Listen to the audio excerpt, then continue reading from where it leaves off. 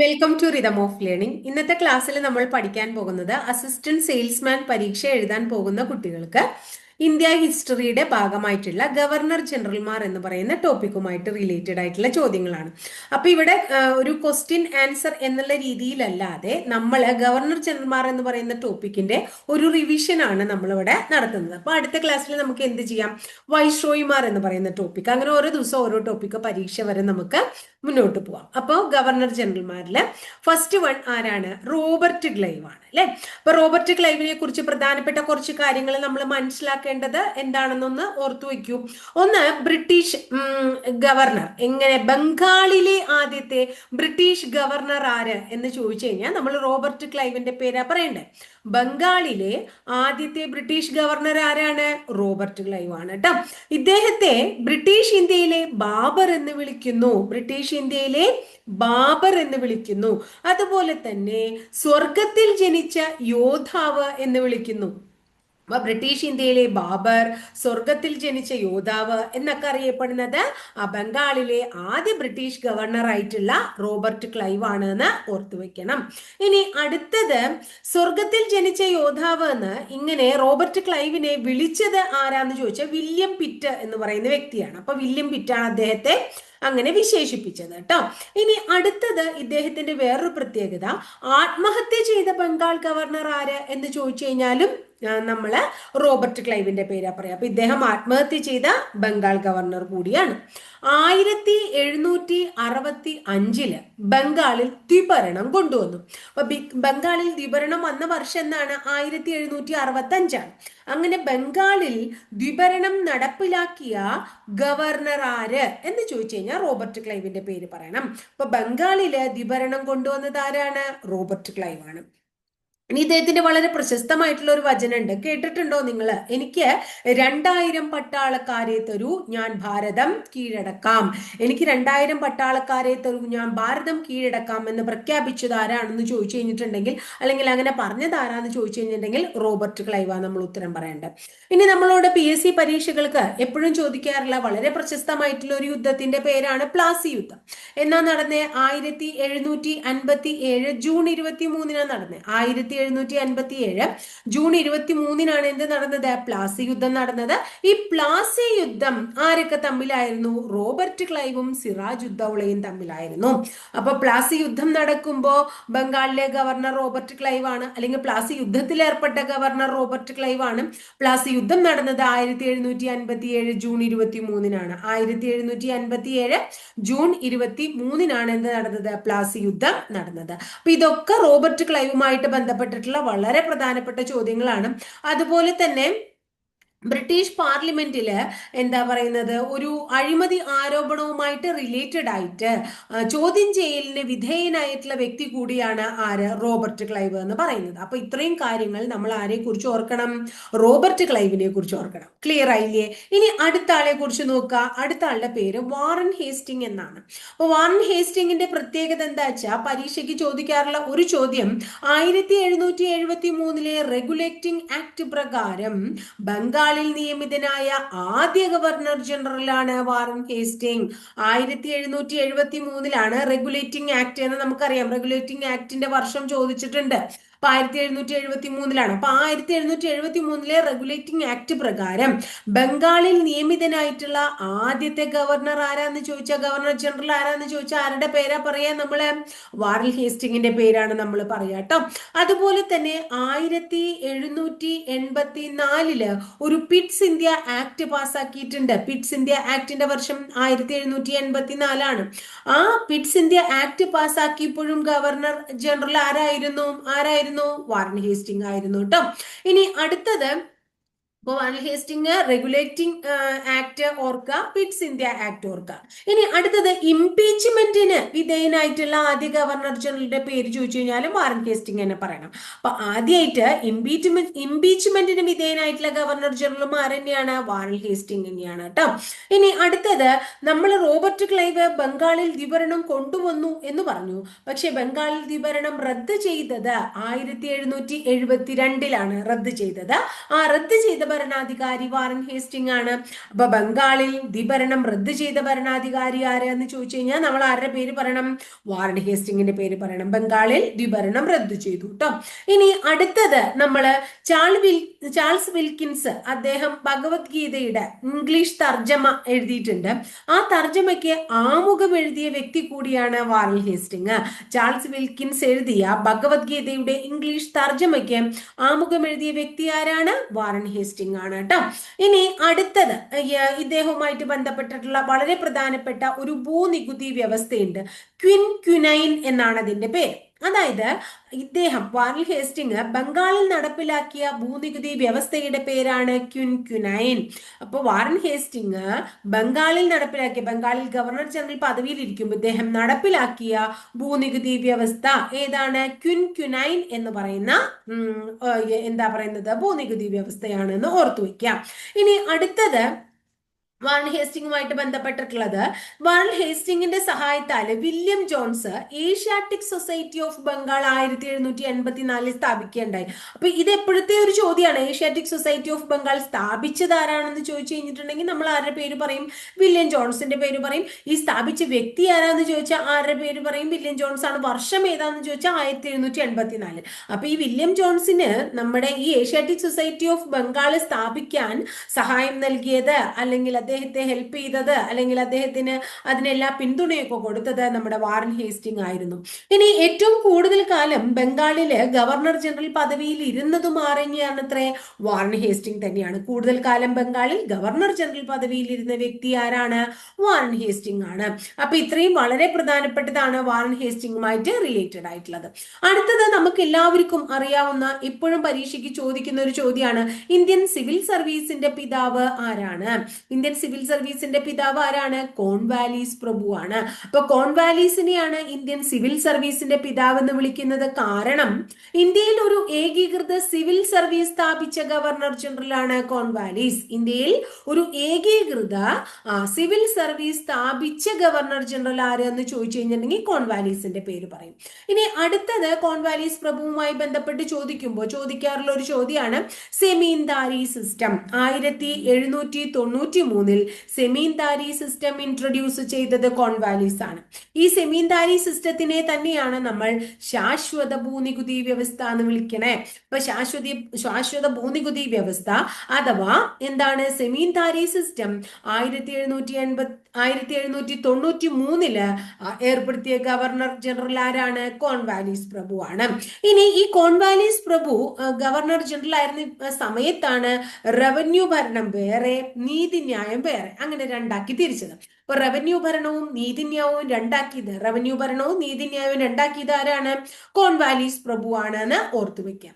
അതുപോലെ ഇന്ത്യയിൽ ആദ്യമായിട്ട് ഒരു പോലീസ് സിസ്റ്റം ഇൻട്രൊഡ്യൂസ് ചെയ്തത്, പോലീസ് സംവിധാനം ഇന്ത്യയിൽ ആദ്യമായിട്ട് കൊണ്ടുവന്നതും ആരെന്നെയാണ്? നമ്മുടെ കോൺവാലിസ് പ്രഭു തന്നെയാണ്. അപ്പൊ കോൺവാലിസ് പ്രഭുവിന്റെ വളരെ പ്രധാനപ്പെട്ടിട്ടുള്ള കാര്യം, ഒന്ന്, സിവിൽ സർവീസിന്റെ പിതാവാണ് അദ്ദേഹം. ഏകീകൃത സിവിൽ സർവീസ് സ്ഥാപിച്ചു. അതുപോലെ ശാശ്വത ഭൂനികുതി വ്യവസ്ഥ അഥവാ സെമീന്ദാരി സമ്പ്രദായം ഇൻട്രൊഡ്യൂസ് ചെയ്തു. റവന്യൂ ഭരണവും നീതിന്യായവും വേർതിരിച്ചു. ഇതൊക്കെ വളരെ പ്രധാനപ്പെട്ടിട്ടുള്ള കാര്യങ്ങളാണ് കേട്ടോ. ഇനി ഞാനിപ്പോ ഒരു റിവിഷൻ എന്നുള്ള രീതിയിൽ ഇവര് ചെയ്തിട്ടുള്ള പ്രധാനപ്പെട്ട കാര്യങ്ങളാണ് നമ്മളിവിടെ ഡിസ്കസ് ചെയ്യുന്നത്, മുമ്പ് ചോദിച്ചിട്ടുള്ളതും പ്രധാനപ്പെട്ടതുമായിട്ടുള്ള കാര്യങ്ങൾ. ഇനി അടുത്തത് വെല്ലസ്ലി ആണ്. റിച്ചാർഡ് വെല്ലസ്ലി എന്ന് പറയുന്ന വ്യക്തിയാണ് 1798 സൈനിക സഹായ വ്യവസ്ഥ കൊണ്ടുവന്നത് ആരാണ്? അല്ലെങ്കിൽ അത് നടപ്പിലാക്കിയത് ആരാണ്? റിച്ചാർഡ് വെല്ലസ്ലി ആണ്. 1798 സൈനിക സഹായ വ്യവസ്ഥ നടപ്പിലാക്കി അല്ലെങ്കിൽ കൊണ്ടുവന്നു ആര് എന്ന് ചോദിച്ചു കഴിഞ്ഞാൽ റിച്ചാർഡ് വെല്ലസ്ലിയുടെ പേരാ നമ്മൾ പറയാ. അദ്ദേഹത്തെ ബ്രിട്ടീഷ് ഇന്ത്യയിലെ അക്ബർ എന്ന് നമ്മൾ വിളിക്കുന്നുണ്ട്. ബ്രിട്ടീഷ് ഇന്ത്യയിലെ അക്ബർ എന്ന് നമ്മൾ വിളിക്കുന്നു. ബംഗാൾ കടുവ എന്ന് അദ്ദേഹം സ്വയം വിളിക്കുന്നു. ബംഗാൾ കടുവ എന്ന് അദ്ദേഹം സ്വയം വിശേഷിപ്പിച്ചത് കൂടിയാണ്.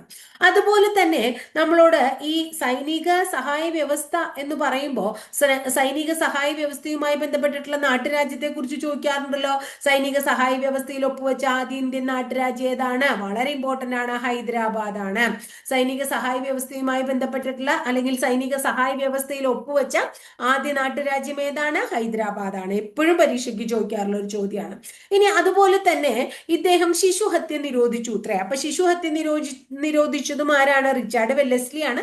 വർഷം 1802 അപ്പോൾ ശിശുഹത്യ നിരോധിച്ച ഗവർണർ ജനറൽ റിച്ചാർഡ് വെല്ലസ്ലി, ശിശുഹത്യ നിരോധിച്ച വർഷം 1802.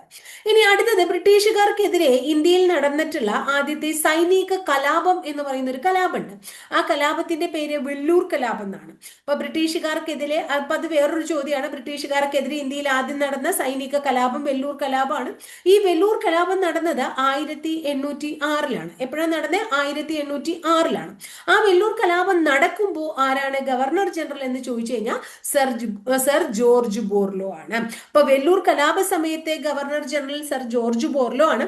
വെല്ലൂർ കലാപത്തിന്റെ പ്രത്യേകത എന്താ പറഞ്ഞ? ബ്രിട്ടീഷുകാർക്കെതിരെ ഇന്ത്യയിൽ നടന്ന ആദ്യ സൈനിക കലാപത്തിന്റെ പേരാണ് എന്ത്? വെല്ലൂർ കലാപം.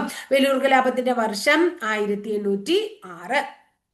ഇനി അടുത്തത് വളരെ പ്രധാനപ്പെട്ടിട്ടുള്ള ഒരാളാണ് മിന്റോ ഒന്നാമൻ. അദ്ദേഹത്തെ കുറിച്ച് ചോദിക്കാറുള്ള ചോദ്യം, ഒരു ചാർട്ടർ ആക്ട് 1813 പാസ്സായിട്ടുണ്ട്. 1813 അങ്ങനെ ഒരു ചാർട്ടർ ആക്ട് പാസ്സാക്കിയപ്പോ ആരായിരുന്നു ഗവർണർ ജനറൽ? ഓരോ ആക്ടുകളും ആ ആക്ടുമായിട്ട് റിലേറ്റഡ് ആയിട്ടുള്ള എന്താ പറയുന്നത്, ഗവർണർ ജനറൽമാരും നമ്മളോട് പരീക്ഷയ്ക്ക് ചോദിക്കാറുണ്ട്. വർഷങ്ങൾ ആരൊക്കെ ആയിട്ട് റിലേറ്റഡ് ആണ് എന്നുള്ളത്. അപ്പൊ ഇതുകൊണ്ട് വളരെ പ്രധാനമാണ് ഇത്. 1813 ചാർട്ടർ ആക്ട് പാസ്സാക്കുമ്പോൾ ഗവർണർ ജനറൽ ആരായിരുന്നു? മിന്റോ ഒന്നാമനായിരുന്നു. ഇനി അടുത്തത് നമ്മളോട് പരീക്ഷയ്ക്ക് ചോദിച്ചിട്ടുള്ള വേറൊരു ചോദ്യമാണ്. അതായത് policy of subordinate isolation. Policy of subordinate isolation അഥവാ സാമന്ത ഏകാക്കീത നയം. സാമന്ത ഇംഗ്ലീഷ് പറയാനാണ് കുറച്ചും കൂടെ എളുപ്പം, മലയാളം കുറച്ചും കൂടെ ബുദ്ധിമുട്ടാണ്. സാമന്ത ഏകാക്കിത നയം. അതാണ് പോളിസി ഓഫ് സബോർഡിനേറ്റ് ഐസൊലേഷന്റെ മലയാളം ശരിക്കും ട്ടോ. അത് നടപ്പിലാക്കിയ ഇന്ത്യയിലെ ഗവർണർ ജനറൽ ആണ് ഹേസ്റ്റിംഗ് പ്രഭു ട്ടോ. ആരാണ്? Hasting Prabhu. Policy of subordinate isolation ആരാ പാസ്സാക്കിയേ? ഹേസ്റ്റിംഗ് പ്രഭു ആണ് പാസ്സാക്കിയെന്ന് മനസ്സിലാക്കാം. അതുപോലെ തന്നെ ഇദ്ദേഹം മദ്രാസിലെ റൈറ്റ് വാരി സമ്പ്രദായം ഏർപ്പെടുത്തുമ്പോൾ, മദ്രാസിലെ എടുത്തു പറയാണ്. കാരണം എന്താ വെച്ചാൽ ബംഗാൾ ഗവർണർ ജനറൽ എന്നല്ലേ ചോദിക്കാറ്. ഇത് മദ്രാസിൽ പാസ്സാക്കുമ്പോ ഏത് പരിപാടി? റൈറ്റ് വാരി സിസ്റ്റം പാസ്സാക്കിയപ്പോ ഗവർണർ ജനറൽ ആരായിരുന്നു? ബംഗാളിലെ ഗവർണർ ജനറൽ ആരായിരുന്നു? ഹേസ്റ്റിംഗ് പ്രഭു ആണ്. അപ്പോ മദ്രാസിൽ പാസ്സാക്കിയപ്പോ ആരാണ്? റൈറ്റ് വാരി സമ്പ്രദായം പാസ്സാക്കിയപ്പോ ആരാണ് ഗവർണർ ജനറൽ ചോദിച്ചാൽ ഹേസ്റ്റിംഗ് പ്രഭുവിന്റെ പേര് പറയണം കേട്ടോ, മദ്രാസിലെ. ഇനി അടുത്തത് പിണ്ഡാരി യുദ്ധം നടക്കുകയുണ്ടായി. 1817-18 കാലയളവില് പിണ്ഡാരി യുദ്ധം നടക്കുകയുണ്ടായി. ആ പിണ്ഡാരി യുദ്ധം നടന്നപ്പോഴും ആരെന്നെയാണ്? ഹേസ്റ്റിംഗ് തന്നെയാണ് നമ്മുടെ ഗവർണർ ജനറൽ എന്ന് ഓർത്തു വെക്കണം. ഇനി അടുത്തത് വളരെ പ്രധാനപ്പെട്ട ഒരാളാണ് വില്യം ബെന്റിക്. കുറേയധികം ചോദ്യങ്ങൾ നമ്മൾ വില്യം ബെന്റിക്കിന്റെ ഭാഗത്തുനിന്ന് പ്രതീക്ഷിക്കേണ്ടതായിട്ടുണ്ട്, അല്ലെങ്കിൽ മുമ്പ് ചോദിച്ചിട്ടുള്ള കുറേയധികം ചോദ്യങ്ങളുണ്ട്. വില്യം ബെന്റിക്കുമായിട്ട് റിലേറ്റഡ് ആയിട്ട് ഫസ്റ്റ് തന്നെ ഒരു ചാർട്ടർ ആക്ടിൽ നിന്ന് തന്നെ നമുക്ക് തുടങ്ങണം. 1833 ഒരു ചാർട്ടർ ആക്ട് പാസ്സാക്കുകയാണ്. അങ്ങനെ ഇന്ത്യയിലെ ആദ്യത്തെ ഗവർണർ ജനറൽ എന്ന പദവിയിലേക്ക് ആരെത്തുകയാണ്? വില്യം ബെന്റിക് എത്താണ്. 1833 ചാർട്ടർ ആക്ട് പ്രകാരം ഇന്ത്യയിലെ ആദ്യത്തെ ഗവർണർ ജനറൽ ആയത് ആരാണ്? വില്യം ബെന്റിക് ആണ് എന്ന് ഓർത്തുവെക്കാം. അപ്പൊ നമ്മൾ പറഞ്ഞു എന്താണ്, 1813 നമ്മൾ വേറൊരു ചാർട്ടർ ആക്ടിന്റെ കാര്യം നേരത്തെ പറഞ്ഞു. അപ്പൊ ഇവിടെ ഏതാണ്? 1813 ചാർട്ടർ ആക്ട് അനുസരിച്ച് മിന്റോ ഒന്നാമൻ വന്നു. ഇവിടെ 1833 ചാർട്ടർ ആക്ട് പ്രകാരം ഇന്ത്യയിലെ ആദ്യത്തെ ഗവർണർ ജനറൽ ആയിട്ടുള്ള വില്യം ബെന്റിക് പ്രഭു അല്ലെ. ഇനി അടുത്തത് ഇദ്ദേഹത്തെ ആധുനിക പാശ്ചാത്യ വിദ്യാഭ്യാസത്തിന്റെ പിതാവ് എന്നറിയപ്പെടുന്നു. ആധുനിക പാശ്ചാത്യ വിദ്യാഭ്യാസത്തിന്റെ പിതാവ്, അതായത് ഇന്ത്യൻ വിദ്യാഭ്യാസത്തിന്റെ വിദ്യാഭ്യാസ സമ്പ്രദായത്തിലെ ഇന്ത്യൻ എഡ്യൂക്കേഷൻ സിസ്റ്റത്തിന്റെ നാഴികക്കല്ല് എന്ന് വിശേഷിപ്പിക്കുന്ന മെക്കാളെ മിനിറ്റ്സ് ഇദ്ദേഹത്തിന്റെ കാലത്താണ്. ഈ മെക്കാളെ മിനിറ്റ്സ് തയ്യാറാക്കുമ്പോൾ ആരാണ് ഗവർണർ ജനറൽ എന്ന് ചോദിച്ചു കഴിഞ്ഞാൽ വില്യം ബെന്റിക് ആണ്. 1835 മെക്കാളെ മിനിറ്റ്സ് തയ്യാറാക്കുന്നത്. ക്ലിയർ ആയില്ലോ അല്ലെ? അപ്പൊ മെക്കാളെ മിനിറ്റ്സിന്റെ സമയത്ത് ഇദ്ദേഹമാണ്. ഇനി അടുത്തത്, അതുകൊണ്ട് തന്നെ ആധുനിക പാശ്ചാത്യ വിദ്യാഭ്യാസത്തിന്റെ പിതാവ് എന്നറിയപ്പെടുന്ന ആരെന്നെയാണ്? വില്യം ബെന്റിക് ആണ്. കുറേയധികം കാര്യങ്ങൾ അദ്ദേഹം നമ്മുടെ നാടിന് വേണ്ടി ചെയ്തിട്ടുണ്ട്, നല്ല നല്ല പോസിറ്റീവ് ആയിട്ടുള്ള കാര്യങ്ങൾ. അതുകൊണ്ട് തന്നെ ഉദാരമനസ്കനായ ഗവർണർ ജനറൽ എന്ന് നമ്മൾ എന്തിനെ വിളിക്കുന്നു? ആരെ വിളിക്കുന്നു? വില്യം ബെന്റിക്കിനെ വിളിക്കുന്നു. ഇന്ത്യയിലെ ഇംഗ്ലീഷ് വിദ്യാഭ്യാസം കൊണ്ടുവന്നു അതുപോലെ തന്നെ സതി നിർത്തലാക്കി. വളരെ ഇമ്പോർട്ടന്റ് ആയിട്ടുള്ള കാര്യമാണ്, നമ്മൾ പഠിക്കുന്നുണ്ട്. സതി നിർത്തലാക്കാൻ വേണ്ടി പരിശ്രമിച്ചത് സാമൂഹിക പരിഷ്കർത്താവ് ആരാണ്? രാജാറാം മോഹൻ തയ്യാറായാണ്. പക്ഷെ നിർത്തലാക്കാൻ അങ്ങനെ ഒരു നിയമം കൊണ്ടുവരാൻ അപ്പോൾ അവിടുത്തെ ആ ഭരണാധികാരിക്കല്ലേ പറ്റുള്ളൂ. അപ്പൊ അന്നത്തെ ഗവർണർ ജനറൽ ആരായിരുന്നു? നമ്മുടെ വില്യം ബെന്റിക് പ്രഭു ആയിരുന്നു. 1829 അദ്ദേഹം സതി നിർത്തലാക്കുകയാണ്.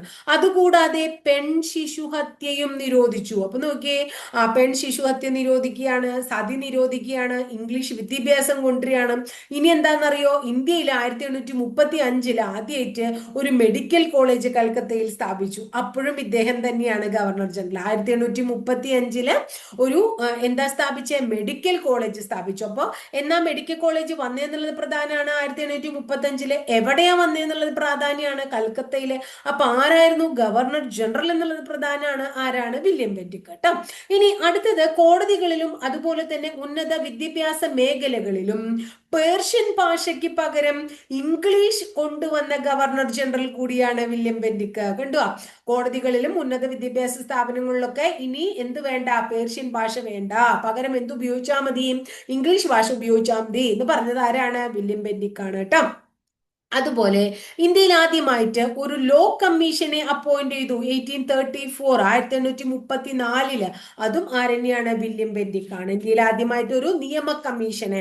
അപ്പൊ ഇന്ത്യയിൽ നിയമ കമ്മീഷനെ കൊണ്ടുവന്നു, പെൺ ശിശുഹത്യ നിരോധിച്ചു, സതി നിർത്തലാക്കി അല്ലെ. അതുപോലെ തന്നെ ഇംഗ്ലീഷ് വിദ്യാഭ്യാസത്തിന് ഇമ്പോർട്ടൻസ് കൊടുത്തു. പേർഷ്യൻ ഭാഷ മാറ്റിയിട്ട് ഇംഗ്ലീഷ് വിദ്യാഭ്യാസ മേഖല എന്താ, കോടതികളിലെ ഉന്നത വിദ്യാഭ്യാസ സ്ഥാപനങ്ങളിലൊക്കെ എന്ത് കൊണ്ടുവന്നു? ഇംഗ്ലീഷ് വിദ്യാഭ്യാസം കൊണ്ടുവന്നു. നമ്മുടെ ആദ്യത്തെ മെഡിക്കൽ കോളേജ് കൊണ്ടുവന്നു. ഇതൊക്കെ കൊണ്ടുവന്നത് കൊണ്ട് തന്നെ അദ്ദേഹത്തെ നമ്മൾ അതായത് ഇന്ത്യക്കാർക്ക് വേണ്ടി കുറേയധികം കാര്യങ്ങൾ ചെയ്തു എന്നുള്ളത് കൊണ്ട് ഉദാരമനസ്കനായ ഗവർണർ ജനറലിന് നമ്മൾ ആരെ വിളിക്കുകയാണ്? നമ്മുടെ വില്യം ബെന്റിക്കിനെ വിളിക്കുകയാണ് കേട്ടോ. ഇനി അടുത്തത്, ലിബറേറ്റർ ഓഫ് പ്രസ് എന്നറിയപ്പെടുന്ന ഒരാളുണ്ട്. ലിബറേറ്റർ ഓഫ് പ്രസ് എന്നറിയപ്പെടുന്ന വ്യക്തി ആരറിയോ? ചാൾസ് മെറ്റ്കാഫ് ആണ്. ലിബറേറ്റർ ഓഫ് പ്രസ് എന്നറിയപ്പെടുന്നത് ആരാണ്? ചാൾസ് മെറ്റ്കാഫ് ആണ്. കാരണം പത്രമാധ്യമങ്ങൾക്ക് മേലുള്ള നിയന്ത്രണങ്ങൾ നിർത്തലാക്കിയ ഗവർണർ ജനറൽ ആണ് ചാൾസ് മെറ്റ്കാഫ്. പത്രമാധ്യമങ്ങൾക്ക് മേലുള്ള നിയന്ത്രണങ്ങള് ആര് നിർത്തലാക്കി? ചാൾസ് മെറ്റ്കാഫ് നിർത്തലാക്കി. അതുകൊണ്ട് തന്നെ അദ്ദേഹത്തെ ലിബറേറ്റർ ഓഫ് പ്രസ് എന്ന് വിളിക്കുന്നു. ഇനി അടുത്തത്, ഓക്ലാൻഡ് എന്ന് പറഞ്ഞിട്ടുള്ള ഒരു ഗവർണർ ജനറൽ ഉണ്ട്. അപ്പൊ അദ്ദേഹം ഒന്നാം അഫ്ഗാൻ വാർ നടക്കുകയാണ്. അപ്പൊ ഒന്നാം അഫ്ഗാൻ വാർ നടന്നപ്പോ ഇദ്ദേഹമായിരുന്നു ഗവർണർ ജനറൽ. ആര്? ഓക്ലാൻഡ് ആയിരുന്നു കേട്ടോ. ഈ ഓക്ലാൻഡ്സ് ഫോളി എന്ന് വിശേഷിപ്പിക്കുന്നത് തന്നെ ഏതു യുദ്ധത്തെയാണ്? ഓക്ലാൻഡ്സ് ഫോളി എന്ന് പറഞ്ഞാൽ എന്താ? ഓക്ലാൻഡിന്റെ വിഡ്ഢിത്തം എന്നാ വിളിക്കണേ. വിഡ്ഢിത്തം എന്നാ മലയാളം. ആ ഓക്ലാൻഡ്സ് ഫോളി എന്ന് വിളിക്കുന്നത് തന്നെ ഏത് യുദ്ധത്തിനെ? അത്രേ ഒന്നാം അഫ്ഗാൻ യുദ്ധത്തെയാണെന്നും കൂടി ഒന്ന് ഓർത്തു വെക്കാം കേട്ടോ. ഇനി അടുത്തത്, നമ്മൾ നേരത്തെ പെൺ ശിശുഹത്യ, അതുപോലെ തന്നെ സതി, അതുപോലെ തന്നെ വളരെ ഇമ്പോർട്ടന്റ് ആയിട്ടുള്ള ഒരു കാര്യമാണ് അടിമത്വം എന്ന് പറയുന്നത്. അങ്ങനെ ഇന്ത്യയിൽ അടിമത്ത സിസ്റ്റം ഉണ്ടായിരുന്നു. ആ അടിമത്ത സിസ്റ്റം നിർത്തലാക്കിയത് ആരാന്ന് ചോദിച്ചാൽ LN ബറോ പ്രഭു ആണ് കേട്ടോ. അപ്പൊ LN ബറോ പ്രഭുവിന്റെ കാലത്ത് 1843 വർഷം ഓർക്ക, 1843 എന്ത് നിർത്തലാക്കി? നമ്മുടെ അടിമത്തം നിർത്തലാക്കി എന്ന് മനസ്സിലാക്കണം. ഇനി അടുത്തത്, നമ്മുടെ ഹർഡിഞ്ച് ഒന്നാമൻ എന്ന് പറയുന്ന ഭരണാധികാരി. ഹർഡിഞ്ച് ഒന്നാമൻ, ഇദ്ദേഹവുമായി ബന്ധപ്പെട്ട് ഇദ്ദേഹം ഒരു ട്രീറ്റി സൈൻ ചെയ്തിട്ടുണ്ട്, ലാഹോർ ട്രീറ്റി. അപ്പൊ ലാഹോർ സന്ധി ഒപ്പുവെച്ചത് ആരാണ്? ലാഹോർ സന്ധി ഒപ്പുവെച്ച ഗവർണർ ജനറൽ ആരാണ്? ഹർഡിഞ്ച് ഒന്നാമൻ. ലാഹോർ ട്രീറ്റി ഹർഡിഞ്ച് ഒന്നാമൻ. അതുപോലെ ഇന്ത്യയിലെ സ്വതന്ത്ര വ്യാപാരം പ്രോത്സാഹിപ്പിച്ചതും ഹർഡിഞ്ച് ഒന്നാമനാണ്. ഇന്ത്യയിൽ സ്വതന്ത്ര വ്യാപാരം പ്രോത്സാഹിപ്പിച്ചു, ലാഹോർ ട്രീറ്റി സൈൻ ചെയ്തു. ഇനി അടുത്തത്, നമ്മുടെ ഒന്നാം ആംഗ്ലോ സിക്ക് യുദ്ധം ഉണ്ടായിരുന്നു. ഫസ്റ്റ് ആംഗ്ലോ സിക്ക് വാർ. ആ സമയത്തും ആരെന്നെയായിരുന്നു? ഹർഡിഞ്ച് ഒന്നാമൻ തന്നെയായിരുന്നു നമ്മുടെ എന്താ പറയുന്നത്, ഗവർണർ ജനറൽ എന്ന് ഓർക്കുക. ഇനി വില്യം ബെന്റിക്കിന്റെ പോലെ തന്നെ വളരെ പ്രശസ്തനായിട്ടുള്ള വേറൊരാളാണ് ഡൽഹൌസി പ്രഭു. ഇദ്ദേഹത്തെ കുറിച്ചാണ് ഇനി അടുത്ത് പഠിക്കാനുള്ളത്. അദ്ദേഹത്തെ ആധുനിക ഇന്ത്യയുടെ പിതാവ് എന്ന് തന്നെയാണ് നമ്മൾ വിളിക്കുന്നത്. അപ്പൊ ആധുനിക ഇന്ത്യയുടെ പിതാവ് എന്ന് വിളിക്കുന്നത് ഡൽഹൌസി പ്രഭുവിനെയാണ്. അദ്ദേഹം 1848 തൊട്ട് 56 വരെയുള്ള കാലഘട്ടമൊക്കെ ആയിരുന്നു ഉണ്ടായിരുന്നത്. ആ കാലഘട്ടം ഒന്ന് ഓർക്കണം കേട്ടോ. ഡൽഹൌസിയുടെ ആധുനിക ഇന്ത്യയുടെ പിതാവാണ്. ഇദ്ദേഹവുമായി ബന്ധപ്പെട്ടിട്ടുള്ള കാര്യങ്ങൾ പറയുമ്പോൾ ഫസ്റ്റ് ഇന്ത്യയിലെ റെയിൽവേ ഇദ്ദേഹത്തിന്റെ കാലത്താണ്. 1853 ഏപ്രിൽ 16 ആദ്യത്തെ ട്രെയിൻ നമ്മുടെ മുംബൈ മുതൽ താനെ വരെ. അങ്ങനെ ഇന്ത്യയുടെ ആദ്യത്തെ ട്രെയിൻ സർവീസ് ഇദ്ദേഹത്തിന്റെ കാലത്താണ്. നമ്മുടെ എന്താ പറയുന്നത്, അപ്പോൾ ഇന്ത്യൻ റെയിൽവേയുടെ പിതാവ് നമ്മൾ വിളിക്കുന്ന ഡൽഹൌസി പ്രഭുവിനെയാണ്. അപ്പൊ നമ്മുടെ ഇവിടെ ട്രെയിൻ അല്ലെങ്കിൽ റെയിൽവേ സിസ്റ്റം ഇൻട്രൊഡ്യൂസ് ചെയ്തത് ഇദ്ദേഹമാണ്. റെയിൽവേയുടെ പിതാവെന്ന് അദ്ദേഹത്തെ വിളിക്കുന്നു. ഇനി അടുത്തത് ആധുനിക തപാൽ സംവിധാനം, മോഡേൺ പോസ്റ്റൽ സിസ്റ്റം ഇന്ത്യയിൽ ഇൻട്രൊഡ്യൂസ് ചെയ്തു 1854. 53 റെയിൽവേ കൊണ്ടുവന്നു, 54 അദ്ദേഹം എന്ത് കൊണ്ടുവന്നു? മോഡേൺ പോസ്റ്റൽ സിസ്റ്റം കൊണ്ടുവന്നു. ഇനി അതിനൊക്കെ മുമ്പ് തന്നെ 1851 അദ്ദേഹം ടെലഗ്രാഫ് സിസ്റ്റം കൊണ്ടുവന്നു. അപ്പൊ ടെലഗ്രാഫ് കൊണ്ടുവന്നു, തപാൽ സംവിധാനം കൊണ്ടുവന്നു, പോസ്റ്റൽ സിസ്റ്റം കൊണ്ടുവന്നു, റെയിൽവേ കൊണ്ടുവന്നു. ഇതിനൊക്കെ തുടക്കം കുറിച്ചത് ആരാണ്? നമ്മുടെ ഡൽഹൌസി പ്രഭു ആണ് എന്ന് ഓർത്തു വെക്കാം. അതുപോലെ തന്നെ പൊതുമരാമത്ത് വകുപ്പ് ഇന്ത്യയിൽ കൊണ്ടുവന്നതും ഇദ്ദേഹമാണ്. അപ്പൊ ഇന്ത്യയിൽ പൊതുമരാമത്ത് വകുപ്പ് കൊണ്ടുവന്നതും ആരുടെ കാലത്താണ്? നമ്മുടെ ഡൽഹൌസി പ്രഭു. അപ്പൊ ഡൽഹൌസി പ്രഭു പൊതുമരാമത്ത് വകുപ്പ് കൊണ്ടുവന്നു, തപാല് കൊണ്ടുവന്നു, റെയിൽവേ കൊണ്ടുവന്നു, അല്ലെ? അതുപോലെ തന്നെ ടെലിഗ്രാഫും കൊണ്ടുവന്നു. ഇനി വിധവ പുനർവിവാഹ നിയമം പാസാക്കിയതും ഇദ്ദേഹത്തിന്റെ കാലത്താണ്. വിധവ പുനർവിവാഹ നിയമം പാസാക്കിയത് 1856 ഡൽഹൌസി പ്രഭുവിന്റെ കാലത്താണ് കേട്ടോ. ആരുടെ കാലത്താണ്? ഡൽഹൌസി പ്രഭുവിന്റെ കാലത്ത് വിധവ പുനർവിവാഹ നിയമം. ഇനി അടുത്തത് ദത്താവകാശ നിരോധന നിയമം നടപ്പിലാക്കിയ ഗവർണർ ജനറലും ഡൽഹൌസിയാണ്. ദത്താവകാശ നിയമം നടപ്പിലാക്കിയത് ഗവർണർ ജനറൽ ആണ് എന്ന് ചോദിച്ചു കഴിഞ്ഞാൽ ആരുടെ പേര് പറയണം? ഡൽഹൌസിയുടെ പേര്. ഇന്ത്യയിൽ ദത്താവകാശ നിയമം നടപ്പിലാക്കി ഡൽഹൌസി പ്രഭു. ഇനി അടുത്തത് ഇംഗ്ലീഷ് വിദ്യാഭ്യാസത്തിന്റെ മാഗ്ന കാർട്ട എന്ന് വിശേഷിപ്പിക്കുന്നത് വുഡ്സ് ഡെസ്പാച്ചിനെയാണ്. ആ വുഡ്സ് വിദ്യാഭ്യാസ കമ്മീഷനെ നിയമിച്ചത് ഡൽഹൌസി പ്രഭു ആണ്. ഇംഗ്ലീഷ് വിദ്യാഭ്യാസത്തിന്റെ മാഗ്ന കാർട്ട എന്നറിയപ്പെടുന്നത് വുഡ്സ് ഡെസ്പാച്ച് ആണ്. അത് തയ്യാറാക്കിയത് ചാൾസ് വുഡ് ആണ്. അത് തയ്യാറാക്കിയത് 1854. അപ്പൊ ചാൾസ് വുഡിനെ അത് തയ്യാറാക്കാൻ വേണ്ടി അപ്പോയിന്റ് ചെയ്തത്, വുഡ്സ് വിദ്യാഭ്യാസ കമ്മീഷനെ അപ്പോയിന്റ് ചെയ്തത് ആരാണ്? ഡൽഹൌസി പ്രഭു ആണ് എന്നും കൂടി നമ്മൾ ഓർത്തു വെക്കുക. ഇനി ഹിന്ദു പുനർവിവാഹ നിയമത്തിന് കരട് തയ്യാറാക്കിയതും ഡൽഹൌസി പ്രഭു ആണ്. ഹിന്ദു പുനർവിവാഹ നിയമത്തിന് കരട് രൂപരേഖ തയ്യാറാക്കിയതും ഡൽഹൌസി പ്രഭു ആണ് കേട്ടോ. ഇനി അടുത്തത് ബ്രിട്ടീഷ് ഇന്ത്യയിലെ ഏറ്റവും പ്രായം കുറഞ്ഞ ഗവർണർ ജനറൽ ആയിരുന്നു ഡൽഹൌസി. അല്ലെങ്കിൽ നമുക്ക് ആലോചിച്ച് നോക്കി അറിയാം, ചെറുപ്പക്കാര്, അതായത് പ്രായമായ ഒരു കാര്യങ്ങൾ ചെയ്യില്ല എന്നല്ല, കുറച്ചും കൂടി എന്താ പറയാ കടന്ന് ചിന്തിച്ച് ഫ്യൂച്ചറിൽ നല്ല നല്ല കാര്യങ്ങൾ വേണ്ടിയിട്ടുള്ള കാര്യങ്ങളൊക്കെ ചെയ്യപ്പോഴും ചെറുപ്പക്കാരാണ് നമ്മൾ പറയുന്നത്. അതുകൊണ്ട് യുവജനങ്ങള് ഓരോ മേഖലയിലേക്ക് എത്തണം എന്നൊക്കെ നമ്മൾ പലരും പ്രസംഗിക്കുമ്പോൾ കേട്ടിട്ടുണ്ട് ഇല്ലേ? അപ്പൊ അതുപോലെ തന്നെ അപ്പൊ ഇന്ത്യയിലെ പ്രായം കുറഞ്ഞ ഗവർണർ ജനറൽ ആയതുകൊണ്ട് തന്നെയായിരിക്കാം ഇത്രയധികം കുറെ കാര്യങ്ങൾ ഇന്ത്യയിൽ ഇൻട്രൊഡ്യൂസ് ചെയ്തത് ആരായത്? നമ്മുടെ ഡൽഹൌസി ആയതെന്നും കൂടി ഓർത്തു വെക്കാം. ഇനി ഇദ്ദേഹത്തിന്റെ കാലത്ത് 2 ആക്ടുകൾ വന്നിട്ടുണ്ട്. ഒന്ന് 1853 ചാർട്ടർ ആക്ട്. നമ്മളിപ്പോ 2-3 ചാർട്ടർ ആക്ട് ആയി പഠിക്കണം, ചാർട്ടർ ആക്ടുകൾ വിട്ടുപോകരുത്. 1853 ചാർട്ടർ ആക്ടും 1855 ഫോറസ്റ്റ് ചാർട്ടർ ആക്ടും നിലവിൽ വന്നത് ഡൽഹൌസിയുടെ കാലത്താണ്. 1853 ചാർട്ടർ ആക്ടും 1855 ഫോറസ്റ്റ് ചാർട്ടർ ആക്ടും നിലവിൽ വന്നത് ആരുടെ കാലത്താണ്? ഡൽഹൌസിയുടെ കാലത്താണ് എന്ന് ഓർത്തു വെക്കുക കേട്ടോ. അപ്പൊ റെയിൽവേ അല്ലെ, 1853 ഏപ്രിൽ 16 ബോംബെ മുതൽ താനെ വരെയുള്ള റെയിൽവേ, അതുപോലെ തന്നെ കൊൽക്കത്ത മുതൽ ഡയമണ്ട് ഹാർബർ വരെയുള്ള ആദ്യത്തെ telegraph line, 1854 modern postal system, അതുപോലെ തന്നെ വിധവ പുനർവിവാഹ നിയമം അത് പാസാക്കി. അങ്ങനെ കുറെ അധികം കാര്യങ്ങൾ. പിന്നെ ചാൾസ് വുഡ്സ് ഡെസ്പാച്ച് തയ്യാറാക്കാനായിട്ട് വുഡ്സ് വിദ്യാഭ്യാസ കമ്മീഷനെ 1854 ആ ഒരു റിപ്പോർട്ട് തയ്യാറാക്കാൻ വേണ്ടി എന്താ പറയാ അദ്ദേഹത്തെ അപ്പോയിന്റ് ചെയ്തു. ഇതൊക്കെ ആരുടെ കാലത്തായിരുന്നു? നമ്മുടെ ഡൽഹൌസി പ്രഭുവിന്റെ കാലത്തായിരുന്നു. അപ്പൊ നമ്മൾ മനസ്സിലാക്കേണ്ടത് എന്താ വെച്ചാൽ, നമ്മൾ ബംഗാളിലെ ആദ്യത്തെ ഗവർണറാ ചോദിക്കണ വെച്ചാൽ നമ്മൾ ആരുടെ പേര് പറയണം? റോബർട്ട് ക്ലൈവിന്റെ പേര് പറയണം. ബംഗാളിലെ ആദ്യത്തെ ഗവർണർ ജനറൽ നമ്മൾ പറഞ്ഞു 1773 റെഗുലേറ്റിംഗ് ആക്ട് പ്രകാരം ബംഗാളിലെ ആദ്യത്തെ ഗവർണർ ജനറൽ പദവിയിൽ ആരെത്താണ്? Warren Hasting എത്താണ്. ഇനി ബ്രിട്ടീഷ് ഇന്ത്യയിലെ ആദ്യത്തെ ഗവർണർ ജനറൽ വില്യം ബെന്റിക് ആണ്. ഗവർണർ ജനറൽ ബ്രിട്ടീഷ് ഇന്ത്യയിൽ, ബംഗാളിലെ ആയിരുന്നു ആര്? Warren Hasting. ബ്രിട്ടീഷ് ഇന്ത്യയിലെ ആദ്യത്തെ ഗവർണർ ജനറൽ വില്യം ബെന്റിക് ആണ്. 1833 ചാർട്ടർ ആക്ട് പ്രകാരം ബ്രിട്ടീഷ് ഇന്ത്യയിലെ ആദ്യത്തെ ഗവർണർ ജനറൽ ആയിട്ട് ആര് മാറാണ്? William Bentinck മാറാണ്. ഇനി അടുത്തത് നമ്മൾ പഠിക്കുന്നത് കാനിങ്ങിനെയാണ്. കാനിങ്ങിന്റെ പ്രത്യേകത എന്താണ്? ബ്രിട്ടീഷ് ഇന്ത്യയിലെ അവസാനത്തെ ഗവർണർ ജനറലും ആദ്യത്തെ വൈസ്രോയിയും കാനിങ് ആണ്. ബ്രിട്ടീഷ് ഇന്ത്യയിലെ അവസാന ഗവർണർ ജനറലും ആദ്യത്തെ വൈസ്രോയിയും കാനിങ് ആണ്. അപ്പൊ ഇന്ന് നമ്മൾ ഗവർണർ ജനറൽമാരെ കുറിച്ച് പറഞ്ഞ് അവസാനിപ്പിച്ചു. അടുത്ത ക്ലാസ്സിൽ നമുക്ക് ആരെ കുറിച്ച് പറയാം? വൈസ്രോയിമാരെ കുറിച്ച്. എല്ലാം ഒരുമിച്ച് പറഞ്ഞാൽ നിങ്ങൾക്ക് ബുദ്ധിമുട്ടായാലോ, അല്ലെങ്കിൽ അത് പഠിക്കാൻ ഉൾക്കൊള്ളാൻ ബുദ്ധിമുട്ടായാലോ എന്ന് വിചാരിച്ചിട്ടാണ് ചെറിയ ക്ലാസ്സുകളായിട്ട് എടുക്കുന്നത്. അപ്പൊ ക്ലാസ് ഒക്കെ ഇഷ്ടപ്പെടുകയാണെങ്കിൽ ഒന്ന് ലൈക്ക് ചെയ്യുക, ഇഷ്ടപ്പെട്ട ക്ലാസ്സുകൾ കൂട്ടുകാരിലേക്ക് ഷെയർ ചെയ്തെത്തിക്കൂ. ആദ്യമായിട്ട് ചാനൽ കാണുന്നവർ ചാനൽ ഒന്ന് സബ്സ്ക്രൈബ് ചെയ്യൂ കേട്ടോ. അതുപോലെ തന്നെ ആ ബെല്ലൈക്കൺ കൂടി ഒന്ന് എനേബിൾ ചെയ്യുമ്പോൾ ഞാൻ ഓരോ ദിവസവും അപ്ലോഡ് ചെയ്യുന്ന വീഡിയോസ് കൃത്യമായിട്ട് നോട്ടിഫിക്കേഷൻ ആയിട്ട് നിങ്ങൾക്ക് ലഭിക്കുകയും ചെയ്യും. പിന്നെ അടുത്ത ദിവസം മറ്റൊരു വീഡിയോ ആയിട്ട് നമുക്ക് വീണ്ടും കാണാം കേട്ടോ.